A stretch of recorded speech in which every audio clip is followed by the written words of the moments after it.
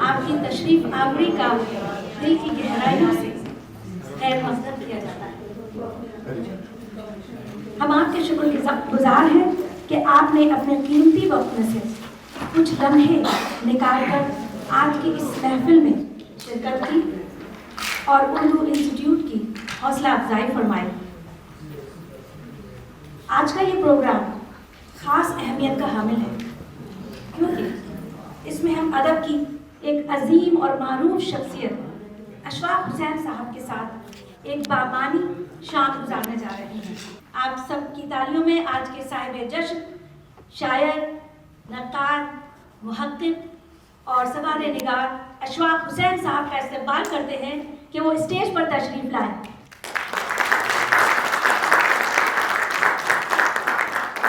ان کے ساتھ ہی اردو انسٹیٹیوٹ کے صدر امین حیدر صاحب سے بھی درخواست ہے کہ وہ اسٹیج پر تشریف لائیں۔ اشفاق صاحب شمالی امریکہ میں اردو کے سفیر کی حیثیت سے جانے جاتے ہیں۔ ہم شگفتہ ہاشمی سے درخواست کریں گے کہ وہ صاحب جشن کو پھول اور تحفہ پیش کریں۔ گلستان، تھینک یو ویری مچ۔ آپ نے بہت اچھے طریقے سے ماشاءاللہ اس کی ابتدا کی ہے اور امید ہے کہ انشاءاللہ یہ اسی طریقے سے رہے گا۔ اور میں تمام حاضرین سے صرف اتنا کہوں گا کہ آپ دل بری فرماتے ہیں یا جب تشریف لاتے ہیں اور ہم دلاور ہو جاتے ہیں، ہماری ہمتیں بڑھ جاتی ہیں۔ تو بہت بہت شکریہ کہ آپ تشریف لائے، اور آپ کا ہم سے جو رشتہ ہے وہ امجد اسلام امجد کے اشعار میں یوں کہوں گا کہ حساب عمر کا اتنا سا گوشوارہ ہے، تمہیں نکال کے دیکھا تو سب خسارہ ہے۔ اور پھر یہ کہتے ہیں کہ کسی چراغ میں ہم ہیں کسی قول میں ہو تم، کسی چراغ میں ہم ہیں کسی قول میں ہو تم، کہیں جمال ہمارا ہے کہیں جمال تمہارا ہے۔ تو یہ سب آپ کی نظر تھے یہ اشعار۔ اور خواتین حضرات، اس کے ساتھ ہی میں یہ کہوں گا کہ اشفاق حسین صاحب کا میں اس لیے شکریہ ادا کرنا چاہوں گا کہ ان کا بڑا ہیکٹک اسکیڈول تھا، اس کے باوجود انہوں نے جو ہے ہمارے لیے ٹائم نکالا۔ یہ مستقل ماشاءاللہ سفر میں ہیں اور یہ سفر میں رہتے ہیں۔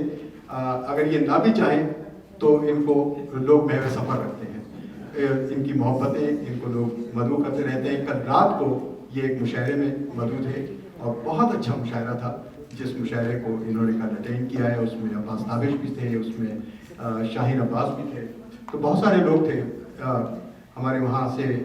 کبھی کبھی کرم فرما ہمارے یہاں پر آتے ہیں کینیڈا سے عرفان ستار صاحب، تو ایک سے ایک شاعر وہاں موجود تھا۔ کاش کہ ہم سب ان کو یہاں پہ دعوت دے پاتے آج، تو وہ تو ہم کر نہیں سکے۔ لیکن آپ جو تمام یہاں پر جو لوگ تشریف لائے ہیں، یہ میرا ایک بڑا خوبصورت سا ایک ایکسپیرینس رہا ہے اشفاق صاحب کے لیے، جو ہم یہاں سے چیزیں بھیجتے رہے ہیں فیس بک پہ اور دوسری چیزوں پہ۔ وہاں آپ تمام خواتین حضرات نے جس طریقے سے رسپانس کیا، تو یہ ایک شعر میں اشفاق بھائی کی نظر کر رہا ہوں، فیض کا شعر ہے۔ فیض سے آپ کو بڑا رشتہ رہا ہے، لیکن یہ فیض کا شعر ہے کہ بڑا ہے درد کا رشتہ یہ دل غریب سہی، تمہارے نام پہ آئیں گے غم و ساتھ چلے۔ تو آپ تمام جو خواتین حضرات یہاں تشریف لائے ہیں اور حقیقت میں آپ نے اس محبت کا اظہار کیا ہے جو ہم سب اشفاق صاحب سے کرتے ہیں۔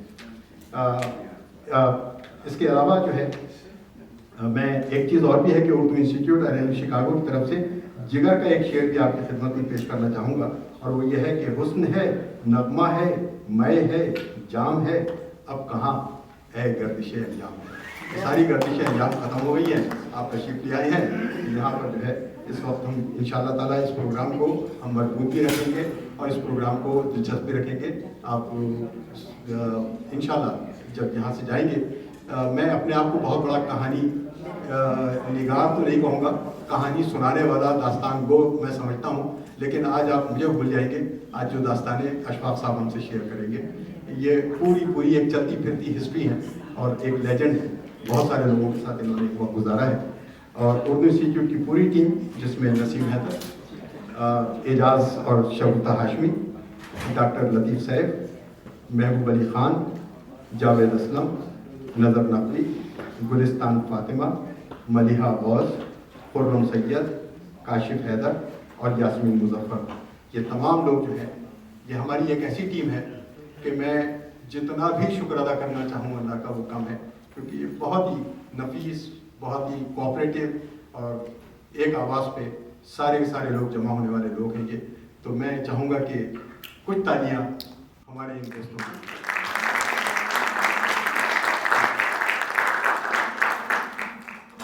اور آج جو آپ یہاں انتظامات دیکھ رہے ہیں، ابھی آپ کو بہت سارے پف ملیں گے، پیسٹریز ملیں گی، بہت ساری اچھی اچھی چیزیں یہاں پر ملیں گی، اور یہ تمام کی تمام چیزیں جو ہیں ہمارے لیے، اور چائے، اچھا چائے کے بغیر جو ہے نظر بھائی کہاں ہیں؟ نظر بھائی یہاں بیٹھے ہوئے ہیں، نظر نقوی صاحب، میں ان کا نام کیسے بھول سکتا ہوں؟ نظر بھائی تو ہمارے کرم فرماؤں میں سے، یہ ہمارے گائیڈ ہیں. تو نظر بھائی جو ہے وہ ہمیشہ یہ کہتے ہیں کہ چائے اگر نہیں ہے تو محفل نہیں ہے. تو یہ جو ہے آج چائے کا انتظام، چائے ہے اور دوسرے جو لوازمات ہیں، تو یہ سارے کے سارے جو ہیں یہاں ہمارے American network, food network, جناب اس کے محمد خان صاحب یہاں تشریف رکھتے ہیں. یہ آپ کی طرف سے آج ہمارے لیے یہ ایک، ہم تمام دوستوں کے لیے ایک ان کا گفٹ ہے. پردیسی گروسرز آپ جانتے ہیں، کیٹرنگ بھی ان کا ایک سلسلہ ہے، وہ ہمارے ساتھ بہت تعاون کرتے ہیں. میں جناب محبوب علی خان صاحب کو بڑا مشکور ہوں کہ آج انہوں نے یہاں ہمارے ساتھ بڑا تعاون کیا ہے، اور ان کی بھی یہاں پر چیزیں یہاں موجود ہیں، اور یہاں پر ہمارے پیچھے جو ہے مسز وہاب تشریف رکھتی ہیں. یہ جب بھی ہمارا کوئی فنکشن ہوتا ہے یہ بہت محبت کرتی ہیں ہمارے لیے یہاں پہ. تو یہ تمام دوستوں کا تعاون ہے. اور اس کے ساتھ ہی جناب آج میں دیکھ رہا ہوں کہ ہمارے نقوی صاحب بھی تشریف رکھتے ہیں، 2 نقوی، بلکہ ایک نقوی صاحب کو میں، اصغر صاحب کو میں یہ تذکرہ کر دوں کہ انہوں نے سب سے پہلے مصالمہ جب اپنی مسجد میں کیا تو فاروقی صاحب کی صدارت میں کیا. تو وہاں کسی نے کہا کہ فاروقی اور نقوی ایک ہی مسجد میں، تو یہ کمال ان کا ہے کہ انہوں نے فاروقی کو اور نقوی کو ایک اسٹیج پہ لا کے جب کھڑا کر دیا تھا. لیکن بہرحال یہ محبتیں ہیں یہاں، ان کی بڑی تاریخ ہے. اب یہ ٹیکسس چلے گئے ہیں اس وقت تو یہاں موجود نہیں رہتے ہیں. لیکن ریاض بھائی آپ کا بہت شکریہ کہ آپ تشریف لائے حضرت صاحب. اچھا، اور اس کے علاوہ دیکھیے آپ یہاں، میں راج صاحب کو دیکھ رہا ہوں، ڈاکٹر عقیل اختر صاحب کو دیکھ رہا ہوں میں، اور بھابھی ان کے ساتھ تشریف رکھتی ہیں، راشد صاحب یہاں تشریف رکھتے ہیں. ایک سے ایک میں دیکھ رہا ہوں. اگر میں نام لینا آؤں گا، سعادت میر صاحب تشریف رکھتے ہیں یہاں پر، تو میرا خیال ہے کہ یہاں ساری ہماری محفل جو ہے وہ ناموں میں غائب ہو جائے گی. لیکن میں ایک شکریہ ادا کرنا چاہوں گا جناب انصار رضوی صاحب کا، جو چینل 92 پہ ہیں اور بہت محبت کرتے ہیں. ہمیشہ آپ دیکھتے ہیں آج کل ان کی کوریج سب سے زیادہ ہوتی ہے، تو ان کا بڑا شکریہ. سریش صاحب آج ہماری ویڈیوگرافی کر رہے ہیں. تو جو سریش صاحب کے پیچھے بیٹھے ہیں ان سے میں درخواست کروں گا کہ ذرا سا ان سے تعاون فرمائیے گا، جو بھی وہ کہیں گے وہ ریکارڈنگ میں آ جائے گا. تو وہ جو ہے ذرا سا، وہ آج بھی یہ ڈائریکٹ کنیکشن یہاں سے نہیں لے سکے. لیکن اس کے ساتھ ہی جب سریش صاحب کو میں نے نام دیا تو پیچھے مجھے ایک بہت ہی ہماری محبت کرنے والی شخصیت نظر آ گئی، جناب مسرور قزل بخش اور یاسمین قزل بخش صاحبہ. یہ ہمارے بہت بڑے سپورٹر ہیں، یہ ہمیشہ یہاں تشریف لاتے ہیں، ہم ان کے بڑے مشکور ہیں. غزالہ یہاں تشریف رکھتی ہیں. اور خواتین حضرات یہاں پہ ہمارے سلیم صاحب جو ہیں، ہاں جی ہاں، میں یہی کہہ رہا تھا، سلیم صاحب تشریف رکھتے ہیں. مجھے نظر آئے تھے سلیم صاحب، لیکن ذرا سا ہاتھ تھوڑا سا کہیں سے بلند ہو جائے سلیم بھائی کا نہیں ہے. ساتھ میں ہمارے ممتاز قاضی صاحب ہیں. آپ یقین مانیے کہ آپ تمام لوگ میری، ہماری اردو انسٹیٹیوٹ کے لیے ایک تقویت ہے. بہت نوازش آپ کی کہ آپ سب تشریف لائیں یہاں پر. اور دیکھیے ڈاکٹر جیمز ڈابسن، یہ ایک فیملی ڈاکٹر ہیں، ایک سوشل ورکر ہیں. اپنی مختلف چیزیں یہ یہاں پر کرتے رہتے ہیں، ویڈیوز بناتے رہتے ہیں، ان کے کام ہے. انہوں نے ایک بڑی خوبصورت سی بات کہی تھی. اچھا، بات تو انہوں نے کہی تھی شادی سے متعلق، لیکن میں نے اسے شادی کا جہاں لفظ آیا اسے عشق میں تبدیل کر دیا. تو میں نے یہ لکھا ہے کہ اس میں کہ ان کا ایک جملہ ہے جو میں دہرا رہا ہوں. کہتے ہیں کہ جس کے ساتھ تم رہ سکتے ہو اس سے کبھی عشق نہ کرنا. ذرا غور فرمائیے گا، جس کے ساتھ تم رہ سکتے ہو اس کے ساتھ کبھی عشق نہیں کرنا، بلکہ اس سے عشق کرنا جس کے بغیر تم رہ نہیں سکتے. تو یہ جو ہے یہ صادق آتا ہے جناب اشفاق حسین صاحب پہ. انہوں نے جو اپنے کام سے جو عشق کیا، وہ آج تک ان کا عشق جو ہے وہ سلامت بھی ہے. اور اس عشق کی داستانیں رقم ہیں، کتابیں ہیں. ایک کتاب تو ایک کتاب کے بلکہ کئی کتابیں، بلکہ میں یہ چاہوں گا کہ جب ہم یہاں سے جائیں تو نسخے یہاں کم پڑ جائیں، ان کی کتابیں یہاں سے لے کر ضرور جائیں. آج اسپیشلی جو ہے اس کی قیمت $25 رکھی ہے، لیکن یہ بہت ہی قیمتی کتاب ہے. तो मैं ये कमर्शियल ब्रेक भी साथ में ले रहा हूँ, किताब का प्रमोशन कर रहा हूँ। तो ये है तो कहते हैं कभी एक कामयाब आदमी के पीछे एक इश्क का हाथ होता है और हर नाकाम आदमी के पीछे कई इश्क है। तो इन्होंने एक इश्क किया है और वो अदब से इश्क किया। तो बहुत धन्यवाद। इससे पहले कि मैं यहाँ पर मलिहा को दूँ कि वो आगे की कार्रवाई चलाएं, तो एक वीडियो आपको दिखाना चाहता हूँ। डॉक्टर अब्दुल्ला जो है, आप जानते हैं कि doctor Abdullah Aligarh alumni association के एक फेडरेशन के बल्कि बहुत ही अहम यहाँ पे अमेरिका में पहचाने जाते हैं, और आपने यहाँ बहुत खिदमत की है अदब की। उनका एक पैगाम है और बड़ा अदबी पैगाम है, जरा सुनिए। भाई अशफाक, आप कहते हैं लो हमने दामन झाड़ दिया और चाहते हैं कि हम यकीन कर लें, लेकिन हम कैसे यकीन करें? हमें पता है कि आपने इस दामन में क्या क्या भर रखा है। इसमें हिजरत का दुख भी है और नई संगलाख जमीन पर रुगाए हुए पौधे का फल भी, तिजारत के गुर भी हैं और इदारत की बहारत भी, मजमून निगारी भी है और शायरी भी, अंजुमन साजी भी है और शायर नवाजी भी, मोहब्बतों के तोहफे भी हैं और रियासतों के अवार्ड भी। आप लाख झाड़ दें लेकिन ये दामन खाली ना होने का। हमारी दुआ है कि दामन खुशियों और कामयाबियों से भरता ही रहे। मुबारकबाद देने खुद हाजिर ना हो सका, लेकिन आप जानते हैं कि मैं किस कदर खुश हूं। ढेरों मुबारकबाद।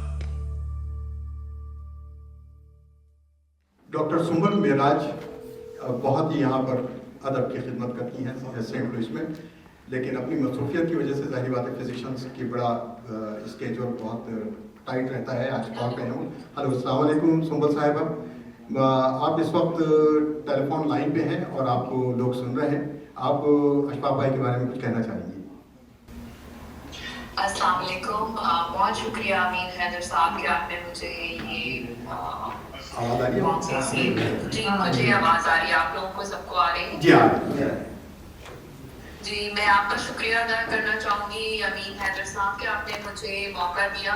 ये मेरे लिए बाइस एजाज़ है कि मैं अशफाक हुसैन साहब के लिए कुछ अल्फाज कहूँ और तमाम हाज़रीन महफिल को मेरा सलाम अर्ज़ है। अशफाक साहब की शायरी पर तो हम कुछ मेरी इतनी तक नहीं है कि मैं कुछ कह सकूं, और अगर मैं कहना चाहूँगी तो शायद बहुत टाइम लग जाएगा।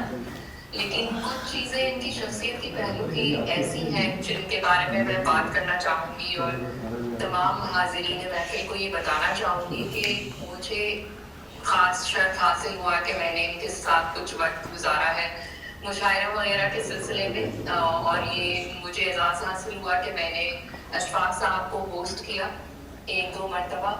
तो पहली मरतबा जो मुझे एहसास हुआ, मेरे साथ ठहरे हमारे घर पर, और उन दिनों हमारे घर पर कुछ काम चल रहा था, तो कुछ रिपेयर वगैरह का काम चल रहा था।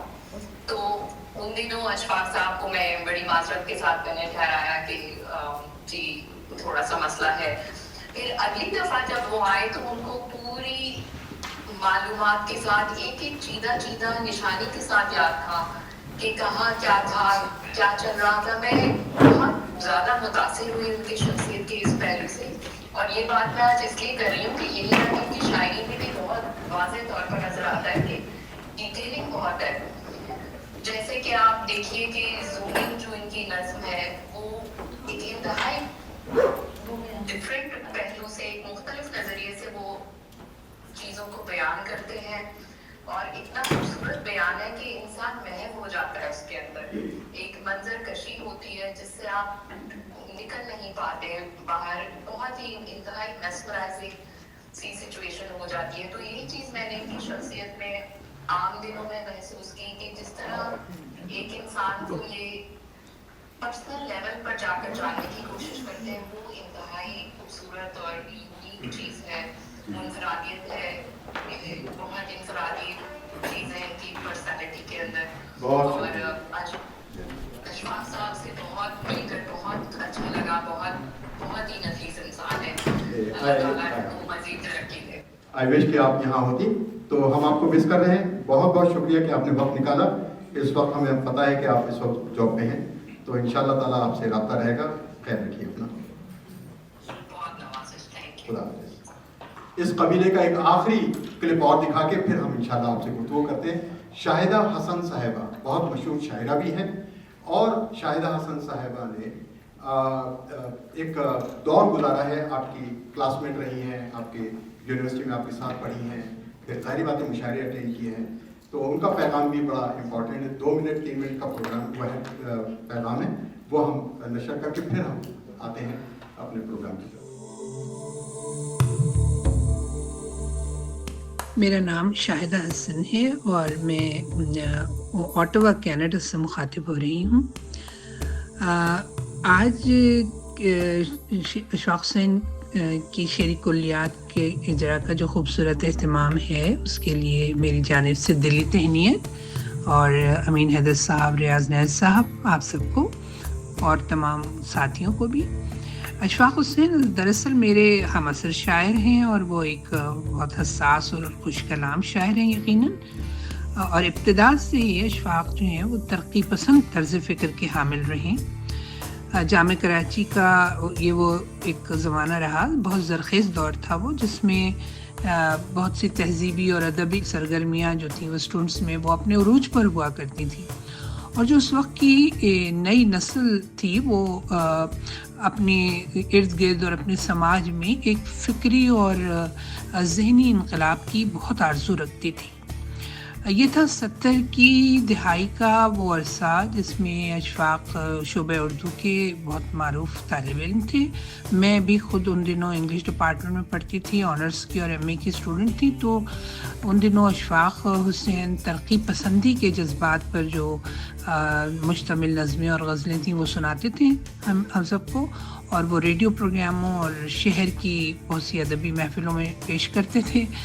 अच्छा, ये वो ज़माना था जब प्रोज़ पोइट्री वगैरह का भी खूब चर्चा था, और बहुत से नए लिखने वाले उस तरफ माइल भी हो गए थे, मगर अशफाक हुसैन चूँकि फैज़ अहमद फैज़ के इनकलाबी आहंग से मुतासिर हो चुके थे, इसलिए वो उन पर उन्हीं का असर ज़्यादा नज़र आया, और फिर वो कनाडा आ गए। यहाँ फिर उन्होंने फैज़ साहब से अपनी उस जो बातिनी निस्बत थी उसको फिर उन्होंने मुस्तकिल कायम रखा। फिर उर्दू ज़बान और अदब की तरोीज में हिस्सा भी लिया, यहाँ ख़ुद भी शेर कहे। फिर एक अदबी जर्नल मशहूर जो था उर्दू इंटरनेशनल, उसका उन्होंने इजरा किया, जिसे बहुत पसंद किया गया। हमने भी जब भी हमें मिला वो हमें उसके जो मुंदरजात थे वो बहुत अच्छे लगे। और फिर उन्होंने आलमी मुशायरे मुनक़िद किए। फिर फैज़ साहब के हवाले से तो बहुत ही अहम तसानीफ़ उनकी बहुत तवातुर से सामने आई, और इन्हीं कामों की वजह से हुकूमत पाकिस्तान ने अशफाक हुसैन को सदारती तमग़े हुस्न कारकर्दगी भी दिया है। तो मैं समझती हूँ कि अशफाक हुसैन की जो शख्सियत है और उनका जो काम है वो इस नौइयत का है कि उनकी भरपूर पज़ीराई की जाए। इसलिए आज की महफ़िल के इनक़ाद के लिए मैं आप सबको दिली मुबारकबाद पेश करती हूँ, और बहुत ज़्यादा अशफाक हुसैन, बहुत शुक्रिया।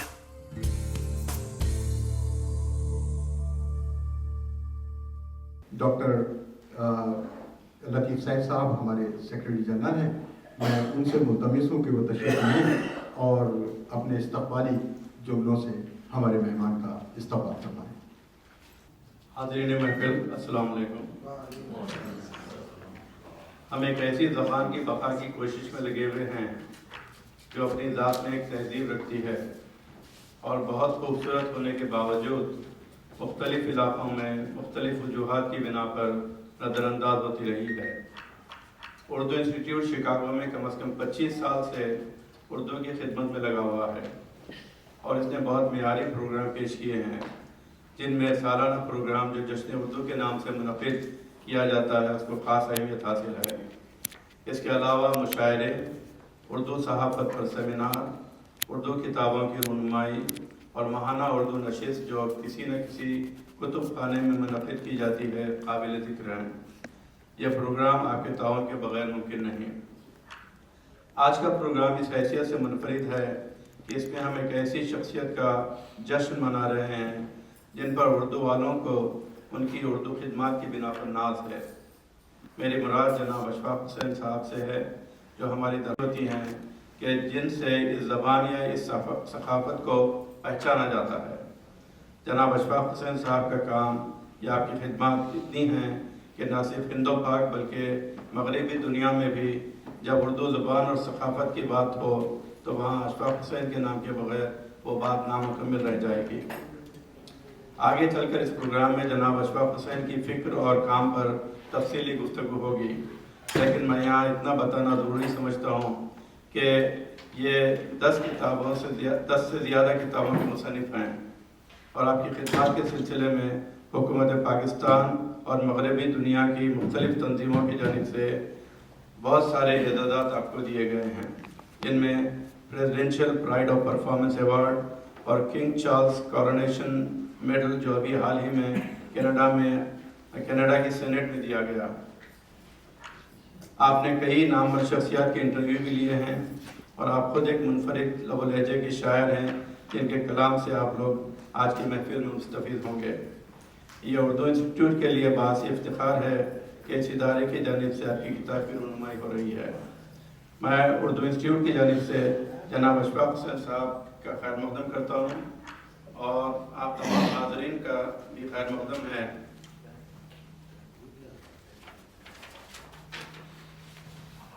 اپنی بات کو پائے اختتام تک پہنچاتے ہوئے میں چاہوں گا کہ جناب اشفاق حسین صاحب کے 2 اشعار پیش کروں تاکہ مشاعرے کے شروع ہونے تک آپ ان کے کلام کو سننے کے تجسس میں رہیں۔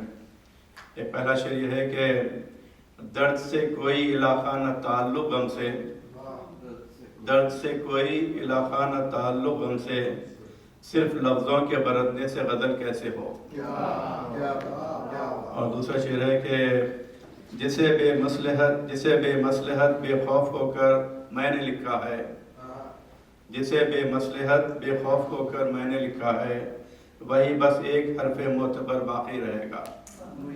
تو بہت شکریہ۔ اشفاق حسین صاحب، آپ کے آنے کا ہم بہت خوش نصیب ہیں کہ آپ ہمارے درمیان موجود ہیں۔ آپ کو بہت سنا اور پھر موقع ملے گا آپ کو سننے کا۔ ایک شعر سے میں آغاز کرتی ہوں۔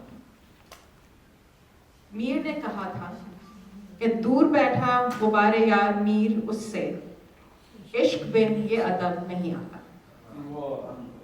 جیسے کہ امیر حیدر صاحب نے کہا کہ اشفاق حسین صاحب کو ادب سے عشق ہے، ان کی اس داستان عشق کو معروف شاعرہ اور مدرس محترمہ شاہدہ حسن کی آڈیو آپ سن چکے ہیں۔ ساتھ ہی ایک اور شعر، حمایت علی شاعر فرما گئے کہ مرنا ہے تو دنیا میں تماشا کوئی کر جا، جینا ہے تو ایک گوشے تنہائی میں اے دل مانی کی طرح لفظ کے سینے میں اتر جا۔ اشفاق حسین صاحب نے عملی طور پر اس پر ہمیں یہ دکھایا ہے، انہوں نے اپنی زندگی اس طرح جی ہے کہ انہیں دیکھ کر ہمیں یہ محسوس ہوا کہ ان کی زندگی کا مقصد کیا ہے۔ ان کی زندگی کا ایک تصویری البم ہم آپ کے سامنے پیش کریں گے، جس کی تصویر 1000 داستان۔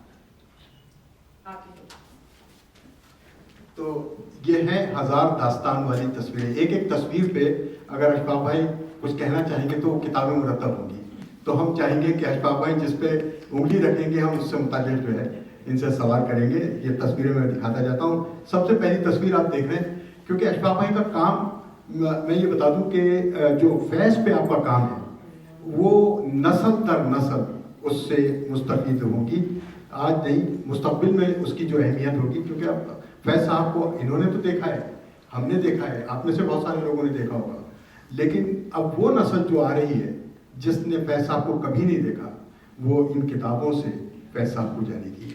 تو یہ کچھ اس سلسلے میں کچھ ارشاد فرمائیے۔ جی بہت شکریہ۔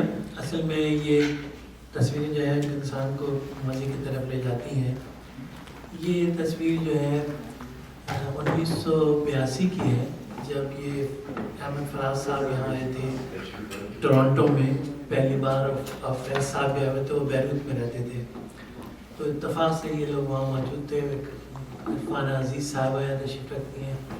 تو یہ سب لوگ اس یادگار اس کے 1982 کے مشاعرے کی یادگاری تصویر ہے.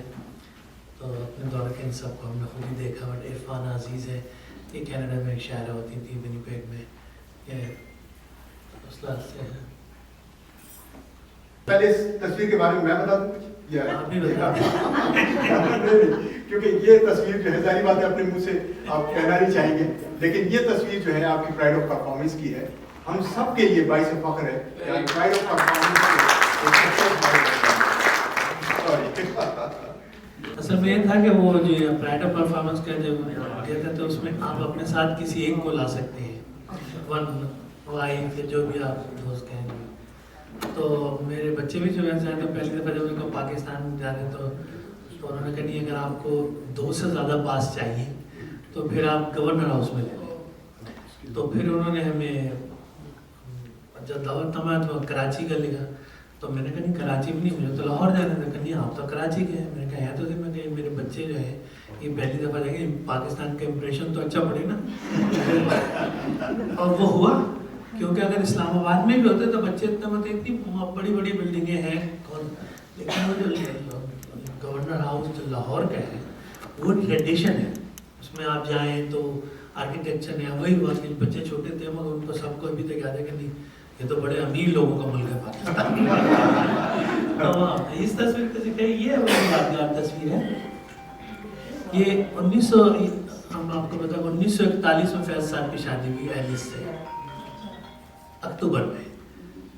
تو 1981 اکتوبر میں لاسٹ ویک میں وہ یہاں تھی، آئی تھی بیروت سے. فیض صاحب بھی تھے اور جو کہ بیروت میں بمباری وغیرہ ہو رہی تھی بہت، تو اس لیے بھی نکل چکی تھی وہاں سے لندن سے. تو بہت ہمارے آبادی بہت اتنے امیگرینٹس کم تھے، زیادہ بڑا علاقہ نہیں تھا جیسے آج کل ہے.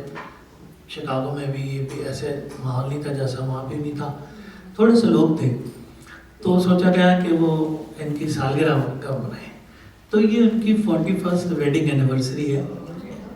جو ایک اپارٹمنٹ میں صرف 8-9 لوگ تھے صرف، اور پتیلے میں نہاری بن کے آئی تھی. Not like this. ایک ضابطہ بڑا اچھا. اور یہ بیچ میں بیٹھی مسرت نذیر، ان کے میاں ڈاکٹر ارشد مجید وہ ہوتے تھے، انہوں نے کہیں سے بنوائی تھی وہ نہاری. تو پتیلے کو اخبار کی اس میں روٹی نان جو ہے لپٹی ہوئی تھی. ایسے ہی بالکل 42 سال پہلے امیگرینٹ ایسے ہی اپنے کھانا وانا کھاتے تھے. یہ اس میں بتایا ایلس بھی بیٹھی ہوئی ہیں. تو بہت ایلس کو خوشی ہوئی کیونکہ ایک تو دیار غیر میں تھے اور پھر ویڈنگ اینیورسری کا ہوا، پھر کتنے کہانی یاد آ گئی ہوگی. تو بہت خوش تھے دونوں.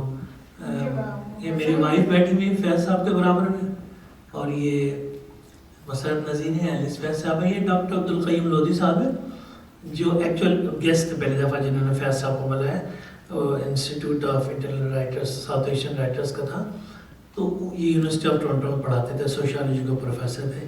تو ان کی وجہ سے ہی میں ان کے ساتھ سیکریٹری ہوئے تو مجھے بھی فیض صاحب کے میزبانوں میں شامل ہونے کا موقع ملا. پھر جب بھی وہ آتے رہے جب تک ان کی حیات تھی، ہر سال تقریباً آتے تھے. تو اس میں ان کی وجہ سے مجھے بھی موقع ملا اور میں بھی وہیں بیٹھا ہوا کہ ہمارے دوست ہیں. تو یادگار تصویر تو مانگی تصویر انہوں نے ایلس نے کہ اشفاق کی تصویر میرے کو ضرور بھیجنا. ہمیں نہیں معلوم تھا کہ بیروت میں بھی نہاری مل جاتی ہے. بیروت نہیں، ٹورنٹو میں. ہاں بیروت سائن ٹورنٹو میں بھی نہیں تھا. اچھا نہیں کوئی آپ کو جو ہے ایک ہی ریسٹورینٹ تھا 1980 میں. وہ ایک دکان میں جیسے ہوتا تھا دیوان والی سچویشن نہیں تھی. وہاں ایک جراڈ اسٹریٹ تھی، وہاں ہوتا تھا پاکستانی کوئی نہیں تھا. یہ کہیں سے بنوائی تھی گئی تھی. تو اب تو خیر ظاہر دنیا بدل گئی، لیکن کبھی ایسا بھی ہوتا تھا. اور یہ ان کا گھر تھا، یہ بیچلر تھے. جو آدمی بیچلر ہوتا آپ کو پتا وہ 2 ہی پلیٹیں رکھتا ہے گھر میں. تو اس لیے کاغذ پہ جیسے گزارا ہوتا ہے. مگر اہمیت یہ ہے کہ فیض صاحب بہت خوش تھے، بہت خوش تھے. سرپرائز تھا ان کے لیے. دن کو لے کر آ کے جب ایک دم سے آئے تو اس سے میری وائف نے لگا دیتا ہے ہیپی ویڈنگ اینیورسری. بس یہ دیکھ کے مجھے لگتا ہے کہ جو ان کی آنکھوں میں، اور ایک تو ایگزائل میں تھا آدمی، ویسے بھی دل دکھا ہوتا ہے، تو ان کی آنکھوں کی چمک آج تک میرے دل میں محفوظ ہے. کیا بات.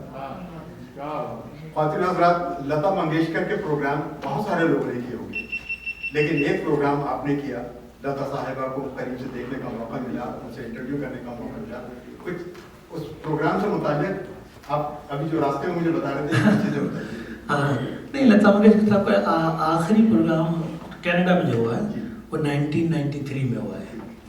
तो वो ग्रुप ऑफ पीपल ने ऑर्गेनाइज किया था, क्योंकि वो हमारा जो टोरंटो स्टेडियम में बेसबॉल वगैरह का आप लोग देखते हैं, वो नया नया बना था, जैसे छत खुल जाती थी, वो वहाँ पे ऐसा नहीं था। अमेरिका में तो थे कई, तो वो बहुत बड़ी, तो उसमें पहला शो करने का था, $1 मिलियन से ज़्यादा का खर्चा था। तो लोगों ने कहा ऐसा करते हैं कि डूब भी सकते हैं पैसे म्यूजिक के उसमें होते हैं।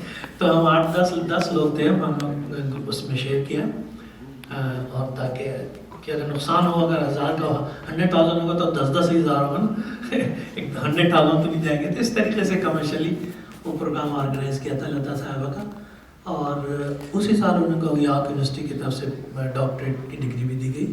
और ये वही लास्ट ट्रिप है जिसमें प्रेसिडेंट क्लिंटन से वो व्हाइट हाउस में मिली थी। एक उसके 1-2 हफ्ते के बाद यहाँ पे था।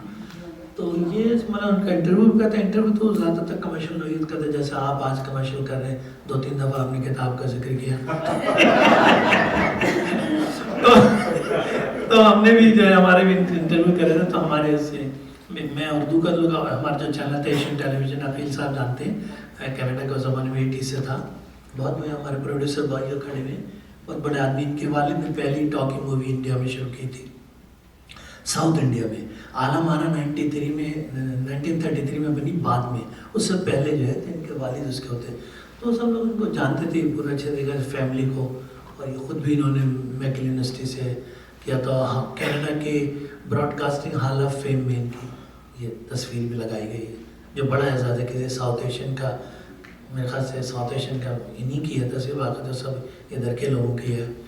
तो ये चीफ ऑर्गेनाइजर थे, तो मुझे मौका मिला इनके साथ। और इनके साथ मैं टेलीविज़न से वापस था उस ज़माने में। पहले वॉलंटरी करता था काम 20 साल तक, बाद में जब ये फुल टाइम चैनल आया, डिजिटल सिस्टम आया, तो फिर 24 आवर चैनल हुआ सब्सक्रिप्शन का, तो फिर मैं उसमें इनके टेलीविज़न में वापस आ गया। तो लता साहब का जो पहला शो हुआ था उसमें स्टेडियम में करवाया था, तो उसकी कैपेसिटी अभी भी जो है 50,000 से ज़्यादा है। तो हम लोगों का आधा हाल किया, क्योंकि बेसिक प्रोग्राम चाहता उसे तो देखते नहीं है। और लता उस ज़माने में मेरा जो था, वो जो नस्ल जिनसे मुझे रखा, वो डाउन टू अर्थ होते थे इंडिया के जो कंपेयर टू पाकिस्तान ऐसा करते हैं। तो वहाँ पे जो जितना बड़ा आदमी वो तजुर्बा में रहेगा, वो उतने ही डाउन टू अर्थ होता था, चाहे वो जितने भी बड़े लोग। पैब्ल वाली नस्ल, शाहरुख वाली नस्ल नहीं, उससे पहले की बात कर रहा हूँ।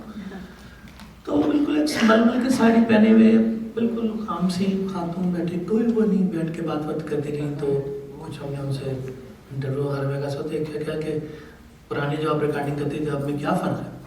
कहते पता नहीं, पुराना हम ड्यूएट गाते तो पता होता था हम ये गा रहे हैं, और दूसरी तरफ से क्या जवाब। अब तो हम गा के आ जाते हैं, फिर कभी कभी तो गाने में रुकते हैं, रुक जाओ, छोटे गाते हैं उनके, तो ऐसे कहते डिशिंग करते हैं कहते हैं, फिर हम गाना शुरू करते हैं। ये कल्चर बताई थी। और फिर उन्होंने अपना उसका बताया, कई जगह उन्होंने उस वाक़े का भी जिक्र किया। महल के लिए उन्होंने गाना गाया था, आएगा आएगा, तो बता रही थी 16-17 साल की थी उनकी। तो कह रही कि मैं उस ज़माने में ऐसा थोड़ी गाना होता था, रिकॉर्ड करके चल गए, 2 लाइन हो गए। शायर भी होता था मुलाजिम, उसका कंपनी का डायरेक्टर भी होता था, प्रोड्यूसर, सब बैठ के फिर एक टीम के तर्पस पर करते थे। तो मुझसे एक लफ्ज़ उर्दू का तलफ़ अदा नहीं हो रहा था, सही तलफ़। तो कहते मैंने 7-8 दिन तक मैं मुस्तकिल आती थी, वो कहते थे नहीं ये बात बनी नहीं।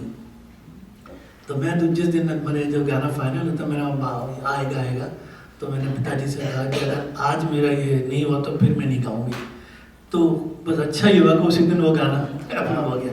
अब तलफ़ुज़ पे जो उस ज़माने में, लेकिन अब आज तो कोई गौर ही नहीं करता। शायर अदीब भी और करते हैं, उठ पटांग लिखवा के लिया है, पढ़ दिया, क्या क्या आ जाए खैर। तो वो इतना तो बड़ा अच्छा सा उनके साथ, और पता लगा कि बड़ी शख्सियत की हैसियत है। तो 2 बातें उन्होंने की। तो उन्होंने कहा जी आपको इंतज़ाम आ जाए कुछ, अगर आप आ रहे हैं तो क्या किया जाए, कैसे? कह नहीं, एक तो ये है कि मुझे जो है कितने बजे प्रोग्राम, उन्होंने कहा 7 बजे। तो कहने लगे 7 बजे है, उन्होंने कहा तो 7:05 के बाद अगर हो जाए तो फिर मुझसे गाने के लिए नहीं कहिएगा। इतनी बहुत ही ऑनेस्टली। اور دوسرے کہ مجھے شہد اور گرم پانی چاہیے. تو انہوں نے کہا ہاں تو وہ مطلب ساؤتھ کے تھے, اتنی ہندی نہیں آتی نا, تو ہاں شور بھائی وہ لک آؤٹ. انہوں نے کہا تو کہ نہیں مجھے بہت چاہیے شہد. میں کہا شہد لیں گے ایسے, نہیں مجھے چاہیے, مجھے بالٹی میں گرم پانی چاہیے. اور وہ میں نے دیکھا ایک بالٹی اسٹیج پر رکھی تھی, ان کا 6-7 خادمائیں تھے, کچھ 40-50 لوگ تھے. گرم پانی منڈل تھے, ہر گانے کے بعد وہ لا کے دیتی تھی. اور اس عمر میں بھی انہوں نے کوئی 2-2.5 گھنٹے تک گایا, صرف وہ شہد اور گرم پانی پی گئے, اور کسی چیز کی فرمائش نہیں کہ مجھے یہ کرنا ہے وہ کرنا ہے وہاں جانا ہے, کچھ بھی نہیں. تو ڈاؤن ٹو ارتھ تھی خاتون, تو موقع ملا ان سے ملنے کا. اب جب بالی ووڈ کی بات ہو ہی رہی ہے تو بالی ووڈ کے اصل کنگ, آج کل تو کنگ کسی اور کو کہتے ہیں, لیکن میں سمجھتا ہوں کہ یہ was really a king, Dilip Kumar. ایک چھوٹا سا میں صرف یہ بتانا چاہوں گا, باقی تو قصہ ایسے سنیں گے, کہ دلیپ کمار صاحب نے انگریزی میں اپنا ریکارڈ کروایا انٹرویو, اور اس کے بعد جو ہوسٹ تھے انہوں نے کہا ابھی رکیے گا, ایک انٹرویو اور ہے. لیکن دلیپ صاحب نے منع کر دیا, نہیں کوئی انٹرویو نہیں, بس کافی ہے. انہوں نے کہا نہیں, دوسرا انٹرویو آپ کا اردو میں. جیسے ہی انہوں نے اردو کا لفظ سنا بیٹھ گئے کہنے لگے. ہاں یہ بات صحیح ہے. ایک دن یہ ایسے کیجول میں تھا بیٹھا, آستے میں فون آیا ہمارے کہ وہ دلیپ بھائی آئیں گے. وہ کیونکہ ان کے والد کے دوستوں میں تھے نا, تو وہ یوسف بھائی کہتے تھے, یوسف بھائی is coming to can you spare some time. تو میں نے کہا کہ ہاں ٹھیک ہے. اب تو مجھے اپنے نئے پاکستان سے آئے تھے, تو انڈین فلموں کا اتنا تجربہ بھی نہیں تھا. تو میں نے پوچھا کہ بھائی ذرا بتا دو کہیں ہے غلط محبوبہ کو کہہ دوں, محبوبہ کوئی اور ہو کہ آپ کے سے تعلق کچھ تو پتہ چل جائے نہیں بیسک. تو وہ سب معلومات کر کے تیار پرچے ورچے پہ کچھ سوال بھی لکھ کے چلے. تھوڑا نروس بھی ہو رہا تھا. یہ 1985 کی بات ہے, 85 کی بات ہے. تو وہ کسی ایک چیریٹی پروگرام میں آئے تھے, آخری پروگرام تھا ان کا, خود نہیں آئے تھے اس سے, اور فلم میں تھے. ان کی بڑی فلم آئی تھی جو امیتابھ کے ساتھ کی تھی, اس کے بعد پھر ختم کر دیا تھا انہوں نے فلم سے. تو یہ چیریٹی کے لیے آئے تھے, کوئی لیڈیز کا وہ عورتوں کا کوئی پروگرام تھا, اس سلسلہ میں آئے تھے. تو خواتین تھے کچھ ان کے ساتھ آئے. تو جب انٹرویو ہوا تو یہ سارا بانو, یہ ہے ٹی وی پہ سارا بانو, اور کیا کہتے ہیں یہ دلیپ صاحب, اور ہماری چندر شیکھر جن کا وہ پیاری تصویر میں تھے. تو انہوں نے ان کا اپنا انگریزی میں انٹرویو کیا. چھوٹا سا اسٹوڈیو تھا, اس کا 1/4 آف دس ہال, کوئی بہت بڑا نہیں تھا اس زمانے میں, ہوتا تھا نا وہ پرانا زمانہ جو ہوتا تھا. تو اس میں انٹرویو کرنے لگے, تو کیمرہ پر لگا کے سب مائک وائک لگا کے بیٹھے. گھنٹے 1.5 گھنٹے کا انٹرویو یوٹیوب پہ ہے, بہت ایکسکلوسیو انٹرویو, دیکھنا کیسے ہے. تو وہ جب دیکھ کے اٹھے تو دو جیسے یہ 3 کرسیاں رکھی نا, تو اسے 3 کو دلیپ کمار صاحب کی سہارا کی اور چندر شیکھر کی. تو اس کے بعد اس نے ایک کرسی ہٹانا تھا, تو اسٹیج تھوڑا سا سیٹ کرنا پڑا. تو یہ ہو رہا تھا, تو دلیپ صاحب بیٹھے ہی تھے, تو سارے کی کرسی ہٹائی, پھر وہ ادھر گیا. تو اس کا میں کہا کہ آئی کٹ آؤٹ, انہوں نے نو دیکھو, آج کا زمانے کے دلیپ صاحب ٹاپ پہ تھے, نو ٹیک آؤٹ. تو یہ کیمرہ مین تو وہ وہاں سے بات ہے کہ یوسف بھائی اردو تو تقریباً ایسا ہو چکے تھے, اور جیسے ہی اردو کا نام سنا بیٹھ گئے. اور کوئی بھی آدمی اس کو 1 گھنٹہ 2 گھنٹے ویسے ہی تھا, اور اس کے بعد کہیں جانا بھی تھا ان کو, کسی جگہ لنچ سمجھ لیجیے. تو بیٹھ کر تو میں پرچہ پہ سوال 2-4 لکھ کے لایا تھا. پہلی دفعہ میں زندگی میں پہلی اور آخری دفعہ انٹرویو ایسے ہی کیا. نروس بھی تھی کہ آپ کسی کے بارے میں جانے نہیں, تو اور بات ہے. تو پہلی سوال کرنے کے بعد مجھے جواب سے اندازہ ہوا کہ یہ اردو سے مطلب سمجھ رہے شاعری ہے, تو ہماری فیلڈ ہو گئی تھی. پھر میں نے وہ پہلے سوال کا کاغذ بھیج دیا, پھر زندگی میں کبھی کاغذ نہیں اٹھایا. That was the last time. تو وہ ادب اردو کا پہ بات کرتے رہے سارے پورے انٹرویو. ہمارا کوئی آخر میں انہوں نے کہا بھی کہ خود تعریف کرنے انٹرویو کی, کیونکہ ہم نے کوئی فلم کی باتیں نہیں کی, کیونکہ آتے ہی نہیں تھا. تو ایسے نیم حکیم خطرہ جام والی بات کر دوں کہ آپ نے انداز 1960 میں بنائی تھی, مانو تو 50 سال پہلے بن گئی تھی. جب آپ پتہ نہیں ہوگا اب سکسر مارے گا, کہیں نہ کہیں باؤنڈری میں پکڑ جائیں گے. تو وہ ادب کس میں تھے, قصہ خانی بازار, ادب کے لٹریچر, اکبر الہ آبادی, یہ سب چیزیں اس میں ہیں. تو وہ انٹرویو آدھے گھنٹے کے لیے نشر ہوتا. تو اس میں جب میری بچی چھوٹی تھی, تو اس میں اس زمانے میں آتے تھے بڑے بڑے نا کیسٹ ہوتے تھے, तो उसमें सेसमी स्ट्रीट को चढ़ दिया घर के उसमें। मैं भी ज़रा रिकॉर्ड वकार्ड रखने में तेज नहीं था। तो अभी बहुत अरसे के बाद बेटे ने मेरे कागज़ को काट के तो 16 मिनट का वो लगाया, तो वो कोई 5 मिलियन लोगों ने देख लिया। उसके बाद जब इंतकाल उनका हुआ तो उसके बाद वो 1.5 मिलियन के करीब ज़्यादा हो गए। नॉट दैट क्वालिटी, लेकिन इम्पोर्टेंट बात ये है। फिर दूसरी चीज़ बड़ी चीज़ शख्सियत के कहते वो उनका इंटरव्यू होगा तो वो आगे चले गए और जहाँ जाना था उनको। थोड़ी देर बाद मैं निकला तो दिलीप साहब खड़े होते और सारा वो जैसे तो पार्किंग लॉट में संडे के दिन तो मेरे पास आए खेलने के, बहुत ही जैसे रिक्वेस्ट की। और वो पाकिस्तानी का मतलब समझते हैं पंजाबी, तो पंजाबी में उन्होंने हाँ पाकिस्तानी में पंजाबी और पंजाबी बात की तो ज़रा इनको वहाँ ये मेरे प्लीज़ यार आपको ज़रूरत होगी थोड़ा सी हमारे साथ आइए, इनको ज़रा अगर आप छोड़ दें ड्रॉप कर दें बड़ी मेहरबानी होगी। क्योंकि जो ऑर्गेनाइजर आया था वो सिर्फ सारा वालों को और इनको लेकर जा रहा था और डायरेक्शन दूसरी थी, कोई 1 घंटे वाली थी। तो उन्होंने कहा ये तीन खवातीन इनको आप डाउन, ठीक है मैं कहा कोई बात नहीं। बहुत ही ऐसे जैसे कि मैं उन पर बहुत एहसान कर रहा हूँ, मतलब वैसे कड़ी के ऑर्गेनाइजर कहते नहीं बोलो टैक्सी लाओ ये करो, वो टैक्सी वगैरह पे नहीं भेजना चाहते थे। गालबन हुई होगी बात, कई खवातीन जा रहे। तो मैंने कहा ज़रूर 2 मिनट दें क्योंकि मेरे बच्चे की सीट लगी हुई वो निकालूँ 3 की छोटी सी गाड़ी थी मैं कहा 2 मिनट लगेंगे निकालने ठीक। उसके बाद वो 2 खवातीन एक बराबर में बैठ गई सुबह। थोड़ी देर बाद मैं किसी को नहीं जानता तो उसमें थोड़ी देर बाद वो पीछे जो खातून था उन्होंने कहा कि आप जो बराबर बैठे इनको जानते हैं? मैंने कहा नहीं, मैंने अभी देखा मैंने। तो वो थी नहीं उनकी फिल्म आई थी वो किमी काट कर थी फिल्म टार्जन की हीरोइन थी वो बराबर में बैठे तो मैंने कहा माफ़ कीजिएगा मैं पाकिस्तान से हमें ताल्लुक हमारे अब्बा ने आपकी इस फिल्म में चलती नहीं है तो हमने देखी नहीं। लेकिन मैंने दिलीप साहब के इतने बड़े पैमाने कि इतनी सी रिक्वेस्ट की और आप यकीन मानिए ऐसा लगता है जैसे मुझसे कोई वो कह रहा करोड़ों का कर्जा ज़रा दे दीजिए ऐसा लग रहा था सिर्फ इसके लिए।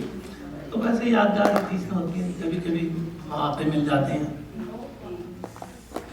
एक से एक नापाए रोजगार शख्सियत। जी ये हमारे अहमद अदीब कासिम साहब को पहली दफ़ा बुलाया था 93 में, तो इनका जश्न था 75वीं सालगिरह।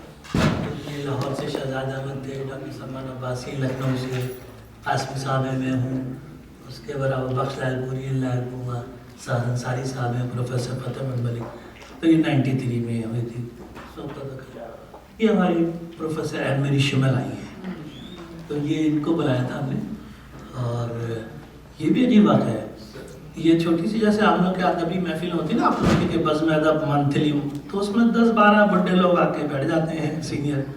हर शहर में यही होता है। हमने वहाँ राइटर्स फोरम के बारे में मंथली मीटिंग होती थी, तो उसमें किसी ने कहा कि वो एडमेरी शिमल को बुलाएं, तो कांटेक्ट किया रहा किया। वो उस ज़माने में हार्वर्ड में पढ़ाती थी, चेयर थी, तो कांटेक्ट करके उनको बुला लिया गया। अब जब उनको फंक्शन किया तो एक दिन पहले फंक्शन से 2 दिन पहले सुबह मुझे कॉल आई। हमने कमरे में 15-20 लोगों का इंतजाम किया था। किसी का फ़ोन है ना और स्पीकिंग में इस्माइल ही थी खातून, तो उन्होंने कहा एडमेरी शिमल आ रही हैं, तो क्या कहते हैं can we come the last minute. मैंने कहा हाँ ज़रूर है। हम तो कहा अच्छा है 1 और आ जाएगा। तो वो कहने लगे कि आपसे तो कितना टिकट है? मैंने कहा टिकट नहीं है, वो तो वैसे ही थोड़ा लेक्चर था उनका। उसके बाद फिर 2 मिनट बाद वो मेरी 2 और लोगों को लिया। मैंने कहा ठीक 1 घंटे बाद तक तो उनकी तरफ से इस्माइली फैमिली की तादाद होगी कोई 15-16। हमने कहा वही चक्कर क्या है।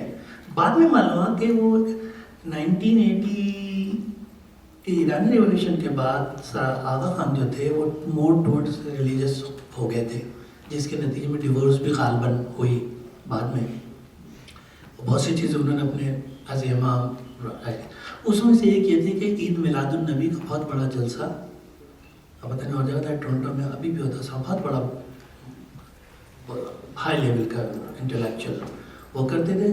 और उसमें ज़माने में उन्होंने सबसे बड़ा डोनेशन दिया था $10 मिलियन का मैगिल यूनिवर्सिटी को।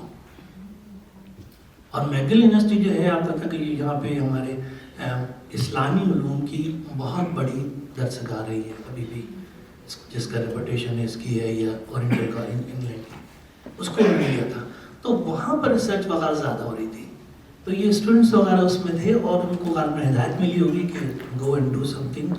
تو ایک بگ چینج مجھے اس کمیونٹی میں نظر آئی اور شمل کے لیے. اب شمل صاحبہ کا ہم نے انتظام کیا تو نا دوپہر اس میں کونسل جنرل کا بولا کہ آپ نے بلایا ہو نا. انہوں نے کہا بلایا تو آپ نے ہمیں کیوں نہیں بتایا. میں نے کہا ہمیں کیا پتا آپ کو تب سے دلچسپی ہو گئی. کونسل جنرل تو وہ تھا کہ فوجی قسم کا ریٹائرڈ آدمی. تو کہنے لگا نہیں آپ یہ ماں نہیں ٹھہرائیے آپ ان کو میں لے کے آؤں. وہ ہمارے گیسٹ کو لے کے چلے گئے. وجہ یہ تھی کہ وہ جب جاتی تھی تو ضیاءالحق کے پریزیڈنٹ ہاؤس میں ٹھہرتی تھی. اب اس نے کہا کہ ہم لوگ کچھ پڑھا نہ دیں اور بیوروکریٹس کا آپ کو پتہ ہوتا ہے وہ ہر آدمی کو خوش لگتا ہے نا کہ اچھی میرے بارے میں. تو ہمیں بس یہ تصویر کھنچوا سے کہ وہ لے کے چلے گئے. کونسل جنرل صاحب گیسٹ ہمارے ہم نے بلایا اور فنکشن میں بھی نہیں آئے تھے. آفٹر دیٹ کہیں پتہ چلا ہوگا. ہم نے نہیں بلایا کہ پڑھے لکھے لوگوں کا ہے اگر شمل کو بلائیں گے تو وہی لوگ آئیں گے اور چھوٹی سی کمیونٹی تھی ہماری. تو یہ یادگار تھی. اس تصویر کے حوالے سے میں صرف ایک چیز کہوں گا پھر بعد میں ہم اشفاق بھائی سنیں گے. ایک آدمی ہوتا ہے جسے کہتے ہیں کہ اکیلا ہی چلا تھا میں جانے میں منزل. تو اس زمانے میں میرا خیال ہے کہ ایک زمانے میں کینیڈا میں بہت زیادہ ادبی سرگرمیاں نہیں ہوتی تھی. آپ کریڈٹ دیتے ہیں ادبی سرگرمیوں کا فیض صاحب کو, میں کریڈٹ دیتا ہوں اشفاق صاحب کو. یہ بے شک ان کی شخصیت میں جو مقناطیسیت تھی وہ تو اپنی جگہ موجود تھی, لیکن عملی طور پر آرگنائزیشن بنانا, ادب کو پروان چڑھانا, تو یہ اب آپ اس حوالے سے بات کیجیے. اس میں شخصیت جو بیٹھی ہے ان پہ بھی تو علی جشن جمیل الدین علی مختلف. اب پھر اس کے بعد تو پوری فضا پورے نارتھ امریکہ میں ہوگی نا, ٹورنٹو, شکاگو, نیو یارک, ہر جگہ پہ. پھر 82 کے بعد ایسے تو انٹرنیشنل عالمی مشاعرہ کا جو بنیاد پڑی وہ تو شکاگو سے پڑی 1980 میں. ہاں اسی زمانے اسی سال میں تھا. تو انہوں نے انڈیا سے شعراء کو بلایا تھا. ان کے بھائی ہوتے تھے عزیز قیسی صاحب اور اختر علمان, تو سب انڈیا کے شاعر تھے. فیض صاحب کو ہماری آرگنائزیشن جب ہم لوگوں نے بلایا ہوا تھا تو انہوں نے کہا ان سے صدارت کرانا. تو بڑے پیمانے پر فیض صاحب نے صدارت کی. مجھے بھی پڑھنے کا موقع ملا, ان کے اعزاز ہے اس کے لیے. اور تھوڑے سے مقامی شعر یہاں سے تو کوئی نہیں تھا, وہی سب وین پہ بھر کے آگے علی صدا, جعفری, کیفی اعظمی, اختر علمان اور فیض صاحب نے وہاں اس میں جائے. تو ہوا کہ ان کے اس مشاعرے سے اندازہ ہوا کہ وہ اسکول کے ہال میں کیا تھا. میں کہا 500 یا 600 کی گنجائش تھی ہال کی جیسے ہوتے ہیں اس کو. وہ اس سے زیادہ لوگ آ گئے.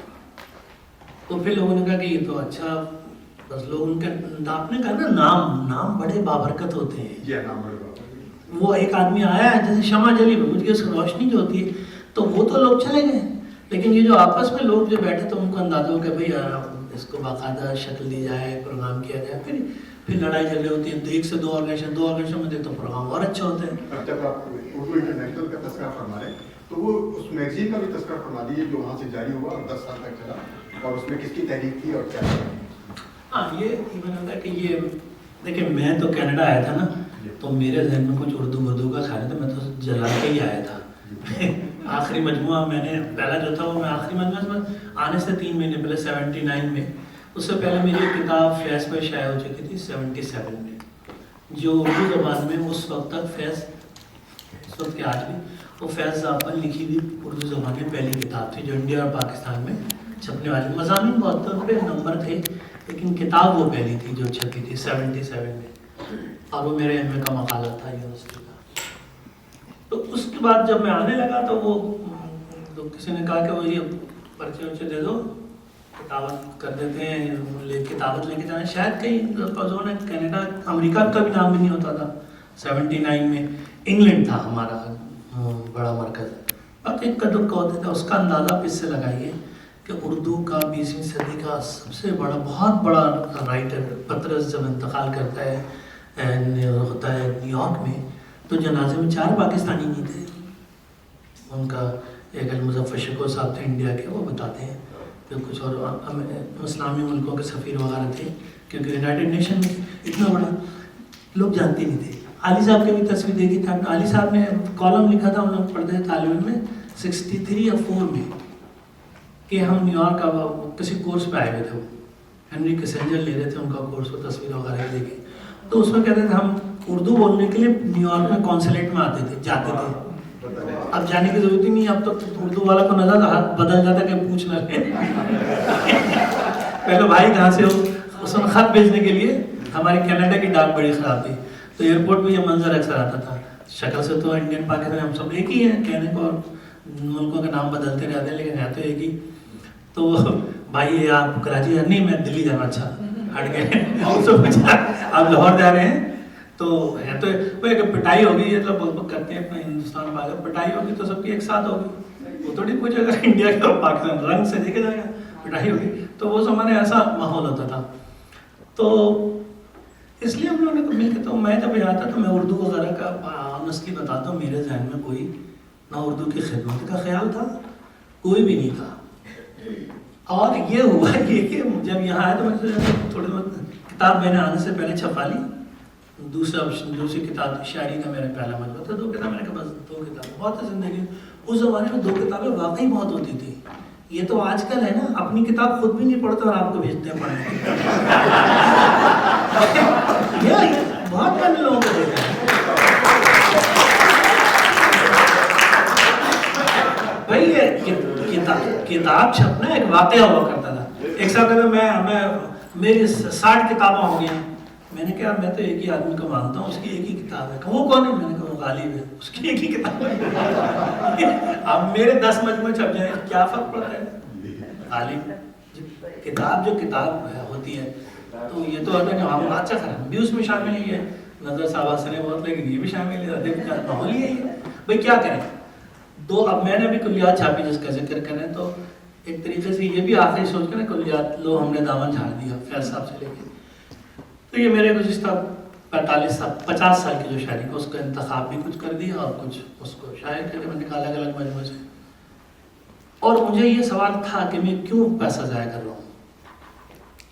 पढ़ने का शौक नहीं है, 2 ज़माना बदल गया लोगों को, तो क्यों कर रहा हूँ? लेकिन फिर दूसरा सवाल आता है कि नहीं छाप के मैं कौन सा बड़ा एहसान करूँगा? अगर नहीं छापूंगा तो मैं कहता हूँ रिकॉर्ड के लिए 2 जगह के ये रख लेते, ताकि हम मेरी नहीं बल्कि सबकी जो भी है, और वो इतनी बेहतर कदरी होगी कि छापना कोई मुश्किल। अब तो वो किताब भी नहीं छापते, पहले 1000 छपती थी, एडिशन छपता था। अब तो बाज़ लोग 10 किताबें छापते हैं, कलर टाइटल उस पर, बाकी काम है क्या जो है वो यूट्यूब सोशल मीडिया पे हो जाता है। कुछ पूछता है कि कितनी किताबें गई हैं आपकी? भाई वो किताब छपना एक वाकया हुआ करता था, किसी का मजमुआ, फैज साहब का मजमुआ आ गया, जोश साहब का, लोग ढूंढते थे। तो अब ज़माना बदल गया, तो अब ये किताब की अहमियत उस तरीके से तो नहीं है, लेकिन रिकॉर्ड के लिए है। तो मैंने भी जो ये गुनाह किया है तो वो इसीलिए, और करता रहूँ मैं शायद, कि भाई नहीं करके और क्या करें, यही आता है क्रिकेट तो खेल नहीं सकते, तो फिर यही करो। जी बस अब एक सवाल और जवाब का हम सेशन शुरू करते हैं जिसमें सब शामिल होंगे। हाँ जी, तो मैं शुरू करूँगी। यास्मीन मुज़फ़्फ़र साहब, अगर आप कोई सवाल पूछना चाहें। बहुत शुक्रिया अशफाक साहब, it's an honour to here you. इसलिए कि जब आपके आने की बात हो रही थी और अमित साहब ने, अगर खड़ी हो जाए तो दूसरे लोग भी आपको देखें। नहीं बैठे तो ये है कि जब अमीन साहब ने मुझे बताया कि अशफाक साहब आ रहे हैं, तो मैंने इनसे, और आप कुछ कहेंगी कुछ है, तो मैंने उनसे कहा कि अगर मैं उनके बारे में कुछ कहूँगी तो ये उनके साथ ज़्यादती होगी, इसलिए कि मैं उनको इतना ज़्यादा जानती नहीं हूँ। एक आध दफ़ा मुलाकात हुई आपसे, नापा में हुई थी, आप ज़िया मोहिउद्दीन के उसमें, we have a common friend Babar Ayaz. तो फिर एनीवे यू नो बहुत सी बातें हुई, और इस वक्त जो आप जो गुफ्तगू कर रहे हैं ये तशनगी रह गई है, ये बहुत ज़्यादा होनी चाहिए थी, ये सेशन बहुत लंबा होना चाहिए था, सब कुछ यू नो। और बहुत अच्छा लगा जो आपने कहा, ये इट्स लाइक आप तो एक, बल्कि किताब आप और लिखिए इन सारी यादों के साथ कि जो सारी ये नो चीज़ें हैं सही। एक बात मैं आपसे, आपका फैज़ के साथ बहुत अच्छा वक्त गुजारा, आप बहुत तवील वक्त गुजारा, बहुत ऑन एंड ऑफ आपने बहुत अच्छा वक्त गुजारा, और लोगों को इसका एहसास भी हुआ। जब उनके ऊपर कुछ लिखने की बात हुई तो जो अदबी अकादमी वाले वो थे इस्लामाबाद में इफ्तिखार आरिफ, तो उन्होंने पूरे ऑल ओवर द वर्ल्ड में जाके इन्होंने देखा कि किसके सर ये सेहरा बांधा जाए, तो वो सेहरा उन्होंने आपके सर बांधा कि आप उनके बारे में कुछ लिखिए। तो आप मुझे ये बताइए कि फैज़ साहब का जो एक हम लोगों पे तो एक तासुर है कि ठीक है वो सोशलिस्ट कम्युनिज्म जो भी कहिए यूनिक था उनका वो तासुर, मगर आपने उनको कैसा पाया उस समय उस नज़रिए समेत और उससे मुख्तलिफ, और फिर उनकी जो सोच थी और जो उनकी ज़ाती ज़िंदगी थी वो सब चीज़ें उस नज़रिए पर कैसे हावी हुई या उस नज़रिए को कहाँ तक लेके चले, तो ये सब बातें आप मुझे बताइए कि ये हमें बताइए कि आपने जो उन के ऊपर ये बेमिसाल किताब लिख ली तो वो कैसे और कहाँ तक। आपका सवाल तो बहुत बामानी है, लेकिन देखिए फैज साहब को जितना मैंने कहीं देखा, और जरूरी नहीं कि आप हर वक्त देखें, आप लोगों को पढ़ के दूसरों ने जो देखा उसको देख के 3-4 लोगों से देखते हैं। फैज साहब बोलिए, एक तो चीज़ बताऊँ कि पाकिस्तान में ये ज़िया-उल-हक के दौर आ गए थे जब उनका इंतकाल हुआ, तो हर चीज़ पे ना हर चीज़ को बड़ा बनाने के लिए उसको थोड़ा सा इस्लाम डाल देते हैं उसमें, तो ये इनकी पूरी वजह। वो तो बड़े अच्छे मुसलमान थे, अरे भाई मुसलमान घर पैदा होते मुसलमान थे, हिंदू घर पैदा हिंदू होते, ये प्रैक्टिस से तो ताल्लुक नहीं है उनका कि जो आदमी जो पैदा, हम सब लोग जो बेशतर बहुत ही कम लोग होते हैं जो मज़हब चेंज करें, वरना सच्ची बात है कि इंसान को अपनी माँ का मज़हब सबसे सही लगता है। जैसे उसने नमाज पढ़ी वैसे वो पढ़ेगा, जैसे उसने दाल पकाई वैसे वो खाएगा। बहुत कम लोग पढ़ा के चेंज करते हैं, बातें मज़हब पे इतनी करते हैं। हर आदमी का अपना मज़हब, इसलिए माँ अच्छी लगती है तो माँ का मज़हब भी अच्छा लगता है हर आदमी को, बुनियादी तौर पे ये मसला है। फैज साहब मुसलमान घराने में पैदा तो मुस्लिम थे, और जैसे 1911 में पैदा हुए, तो ये वो ज़माना था जब आज से 125 साल पहले, तो एक बरसगीर का मुस्लिम ख़ानदान में जो आदमी पैदा हुआ क्या करता था, जैसे अखबार ने लिखा ना, न मुझसे न छूटी मुझसे लंदन में भी आदाब सहर खेजी, तो लोग समझते हैं वॉकिंग जॉब की बात करें, मॉर्निंग वॉक की। मुस्लिम खानदान में बरसगीर के आदाब सहरगाही है, सुबह आप उठेंगे, अजान होगी, वज़ू करेंगे, तिलावत कलाम होगी, फिर एक वो है, ये आदाब सहर, इकबाल के आदाब सहरगाही वो नहीं है ना, क्योंकि शहर में तो लफ्ज़ आप जो मतलब, लेकिन मानी उसके पीछे देखे ग्रेटनेस ऑफ इकबाल। अगर ये तो कोई बात ही नहीं, इकबाल जैसा शायर कह रहे कि लंदन में वॉक करता था, ये तो कोई बात ही नहीं, वो बता रहा है तहजीब। अच्छा, हमारे यहाँ लोग कम थे, जैसे आपने तस्वीरों वगैरह से देखा होगा, तो ज़्यादा मौका मिलता, आज तो मुश्किल है। इंतज़ार करते थे शाम को, लोग कहते हैं ना कि एग्ज़ाइल में मज़े आ रहे होंगे, हम जैसे लोगों का जगह भी आप आए, एक दिन मिलेंगे, आप आए नहीं कल, तो मतलब इतना बड़ा आदमी। अब आप देखिए शायरी और ज़िंदगी कैसे जुड़ती है। फैज़ ने कहा था, तेरे कूचे में बादशाही की जब से निकले गदागरी की है। ये लोग कहते हैं लंदन में मज़े उड़ा रहे थे, जो आदमी जाता था सड़क पर उसके वहाँ पूछना, इंतज़ार करना पड़ा, तो उनके तनाई बाहर थी।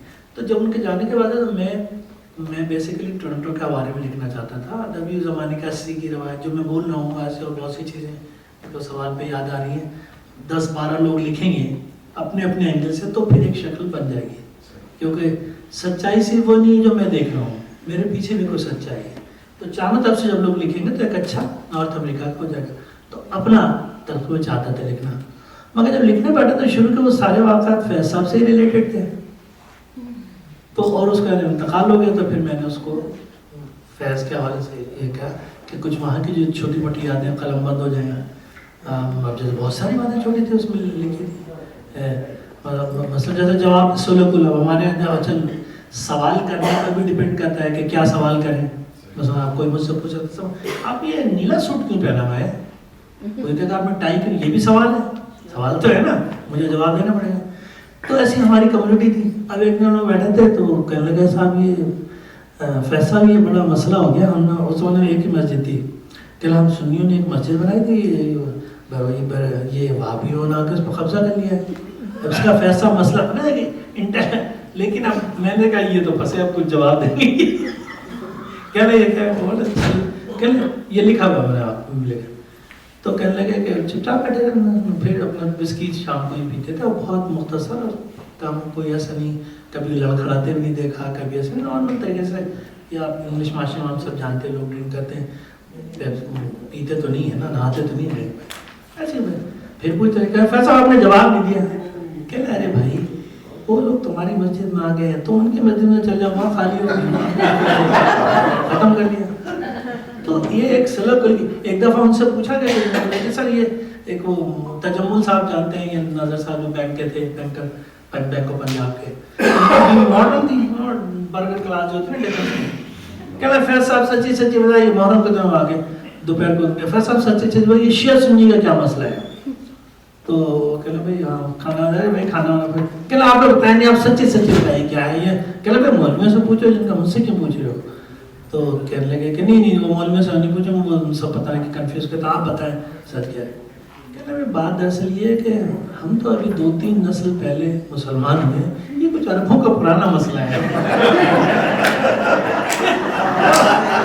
شگفتہ بتا دیتے کہ بھائی ہندوستان میں مسلمان ہوئے تو 2-3 نسل ہم سے کیا مسئلہ ہے. اس قسم کے اصول کل کا صوفیانہ رویہ ان کا تھا. بڑی میں یہی بہت عرصے پڑھنے کے بعد میں سوچا میں یہ سوال ہمیشہ رہا کہ وہ شاعر بڑے تھے یا انسان بڑے تھے, اور میرا پلہ جھکتا ہے کہ وہ انسان بڑے تھے.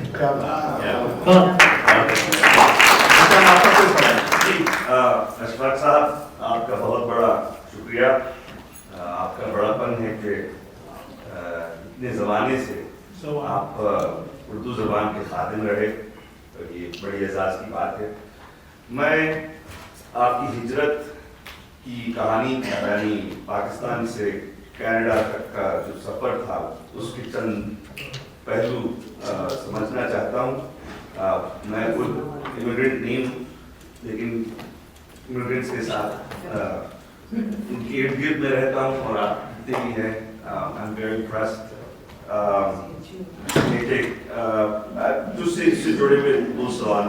ایک پہلا سوال یہ ہے کہ بتائیں کہ آپ اگر میری انفارمیشن غلط نہ ہو تو آپ 79 میں تشریف لائے پاکستان سے, صحیح ہے؟ امیگریشن میں تھا 79 میں, جس میں مارچ میں 80. اچھا ٹھیک ہے.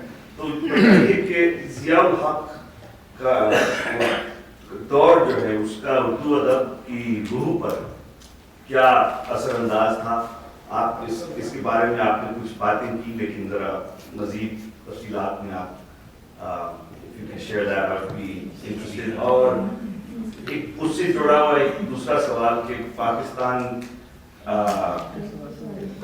کون سے حالات تھے اس زمانے میں کہ جن کی وجہ سے آپ کو پاکستان چھوڑنا پڑا؟ اگر آپ مائنڈ نہ کریں گے, اگر آپ مائنڈ نہ کریں تو آئی وڈ بی انٹرسٹڈ کہ کیا آب و ہوا میں کیا چیزیں, کیا باتیں تھیں پاکستان میں. دیکھیے بحث پاکستانی تو مجھے پاکستان میں کوئی شکایت نہیں تھی. ترقی تھی, نوکری تھی, میری آرٹس کونسل میں اسسٹنٹ ڈائریکٹر تھا, پروگرام افسر تھا, جو میرا شوق تھا ہو رہا تھا تب سے. کوئی ایسی بات نہیں تھی. ایک میں بالکل غریب گھرانے سے تھا تو میرے لیے جو اچھی نوکری ملازمت تھی, سب کچھ ہوتا ہے, لگے رہتے ہیں آپ دھیرے دھیرے کچھ.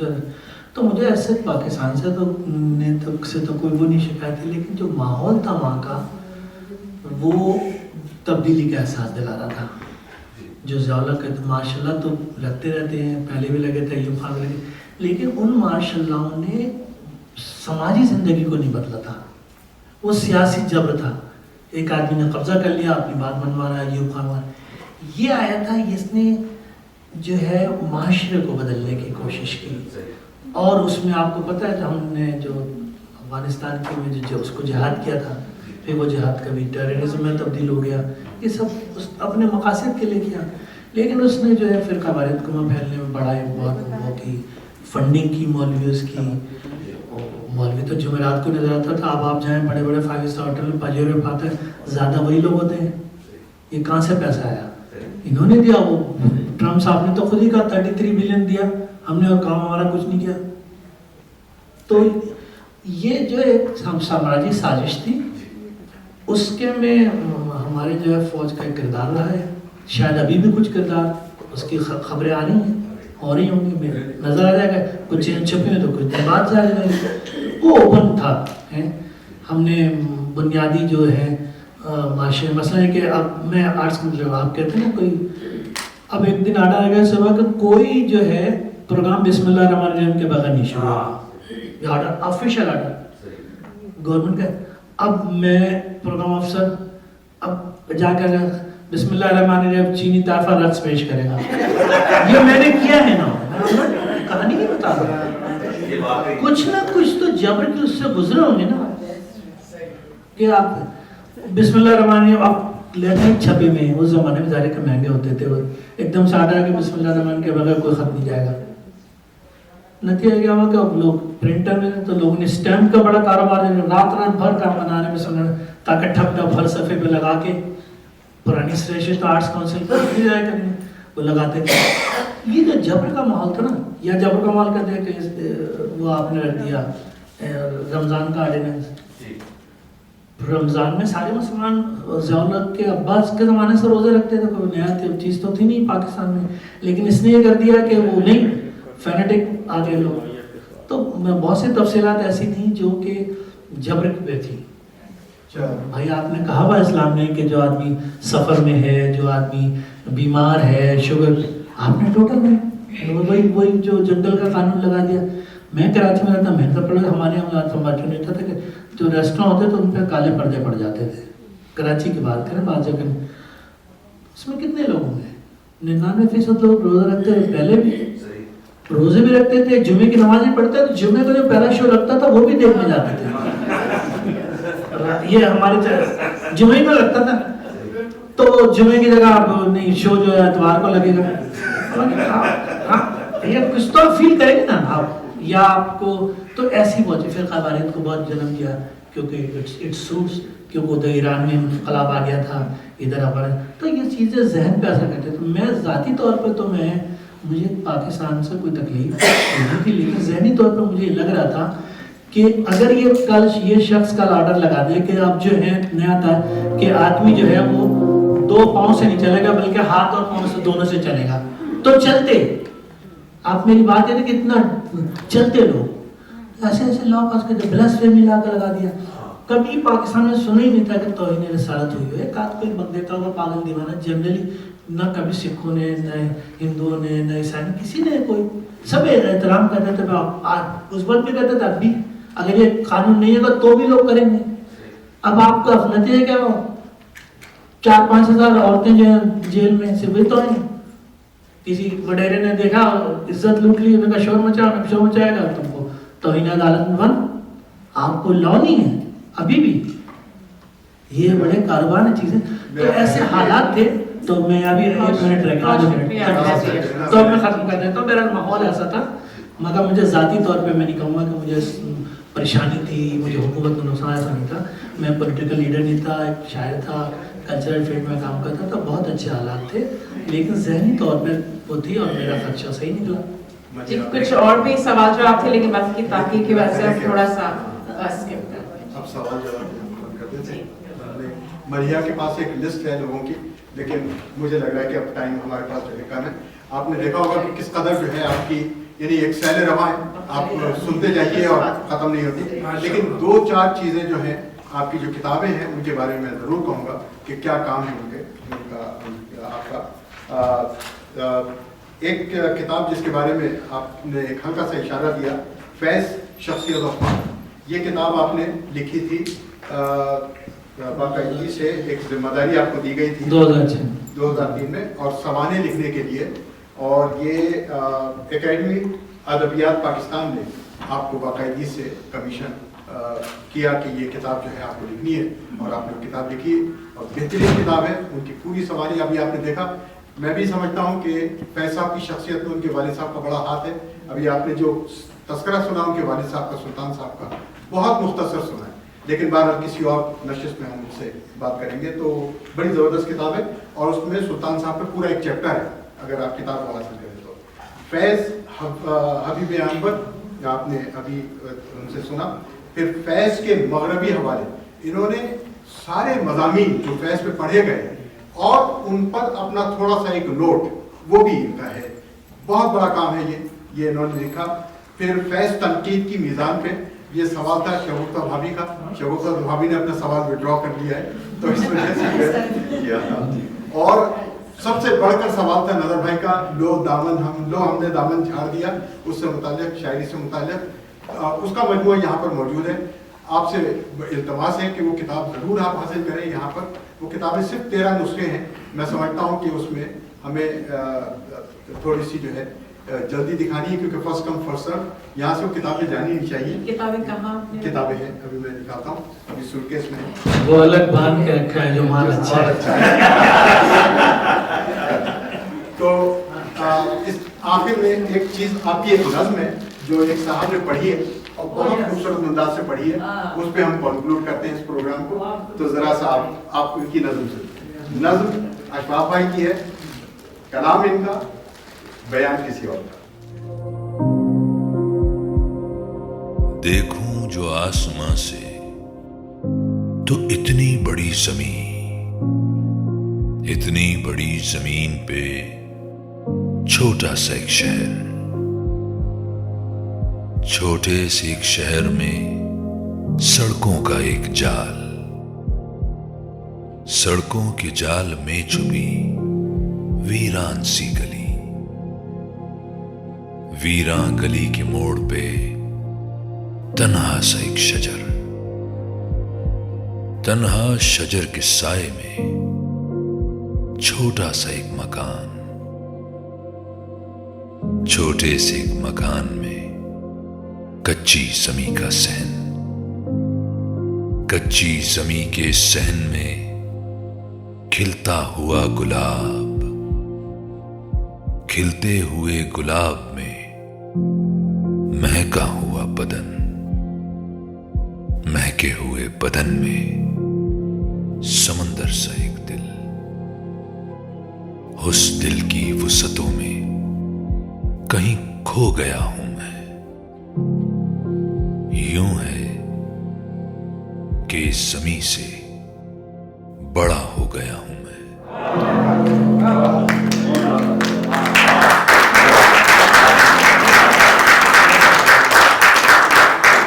یہ جو آڈیو ویژن اور یہ تمام آپ نے جو کام دیکھے ہیں, یہ جو ابھی ہم نے اسکرین پہ یہاں, یہ بڑی را شکل میں ہمارے پاس آتے ہیں, ظاہر بات ہے, لیکن اب اس میں 4 چاند لگانا, اس کو اس میں پھول اور ہنریں لگانا, یہ کام کرتے ہیں کاشف خان صاحب. کاشف خان صاحب کون ہیں؟ ہم نہیں یہاں پہ, ہم میں سے کوئی نہیں جانتا. ان کی بہن بیٹھی ہوئی ہے یہاں پر, سعدیہ. یہ جو ہے محبوب صاحب کی وائف ہے, محبوب صاحب کے سالے ہیں, جو وہاں سے وہ اردو انسٹیٹیوٹ کا پارٹ اینڈ پارسل ہے. جب بھی ہمارا جشن اردو کا پروگرام ہوتا ہے, جب بھی آپ آڈیو ویژل دیکھیں گے, پوسٹرز دیکھیں گے, اس کے لیے وہ کام کرتے ہیں. تو ایک تالیاں اشفاق صاحب کے, ہم بڑے مشکور ہیں کہ اشفاق صاحب نے اتنا وقت نکالا. آپ یقین مانیے, کم از کم میرا دل تو نہیں بھرا. میں آپ یقین مانیے اگر وقت کی پابندی نہ ہوتی تو ابھی ہم آپ سے بہت ساری چیزیں کرتے. تو انشاءاللہ تعالیٰ اس کا پارٹ 2 جو ہے جلدی کبھی. ہاں, اور آپ نے جس طریقے سے سم اپ کیا, جس طریقے سے ساری چیزوں کو, ایک سمندر ہے جس کو کودے میں آپ نے بند کرنے کی کوشش کی, اس کے لیے ہم آپ کے بڑے خاص طور پہ. ویسے تو آپ سے قادرینا تعلقات ہیں, ہمارے اسی جس اسکول کو ہم لوگ پڑھے ہیں وہیں کی یہ بھی ہے, تو ایک کنیکشن یہاں کل شکاگو آ کے پتہ چلا. تو وہ کہتے ہیں نا, اے دوست کسی ہمدم میں دیری نہ کا ملنا, بہتر ہے ملاقات مسیحا و خضر سے. تو اس کے بعد ہی ہمارے سلسلے رہنما بن گئے, مشاعرے میں جب دعوت دیتے ہیں. آج تو انہوں نے وہ جشن کا سما پیدا کر دیا.